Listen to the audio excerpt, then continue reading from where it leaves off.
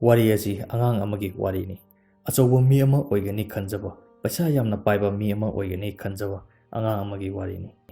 Tamna tamna angang du chaurakhirami, aduga startup company ama lingkhatlami.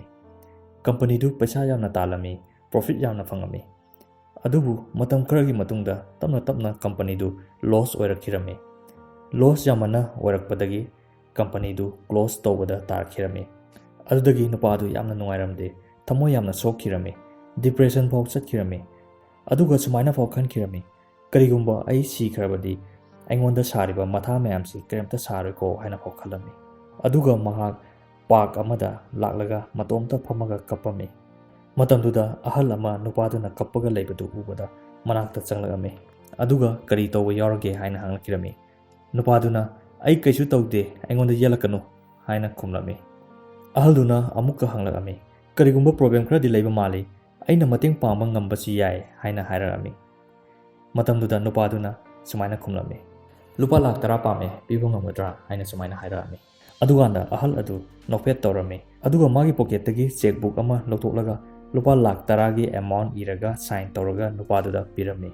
Matamduda nupadu ingak ngaklami. Aduga ahalduda som kanano haina hanglaki. Ahalduna ai lamdamsigi paisa khwaidagi paibasingi manungda amani haina khumlaki. Nupa adu yamna haraurami. Aduga makoi ani sumaina warep amasu laurami. Sahi amagi matungda makoi ani mafamsida amuk unaraga nupaduna ahaldugi paisa adu amuk return tawba haina hainarami. Nupa adu mayamda halaklami. Aduga check tu munna yenglaga mapukningda sumaina khalami. Amupau thengnadriba, amupau unadriba ai sukang khangdaba mana aingonda thajaduna lakh 10 gi check pirakiba haina mapukningda khalami. Aduga sumaina khalami. Ai sukang khangdaba mi amana fau aingonda thajaba thamaga isana isa khangjariba aina karigi isada thajaba thamoidrino haina khalaklami. Aduga nupaduna check adu bag amada hapsinkhirami. Aduga sumaina khalami. Ai sigi check asi sijinnaroi adubu aigi leijaba pangal thongna loksing sijinnaduna ai amukka company lingkhatnaba hotnagani. Aduga ai soidana mai pakpa ngamgani haina masana masa matomta thajaba phaurakirami. Aduga akanba thajaba amaga loinana kanna hotnaba hauraki. Magi leijaba loksing idea makan putoktuna company ama lingkhatpa ngamlaki. Tapna tapna company du success oiba hauraki. Asum tawduna chahi amasu haukhirami.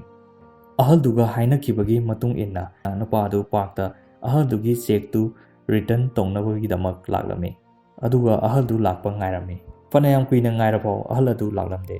Kuina ngairaba matungda mamaithangda ahal adu lakpa urami. Matamduda nupadu ahal adu ubada masada excited yamna oirami.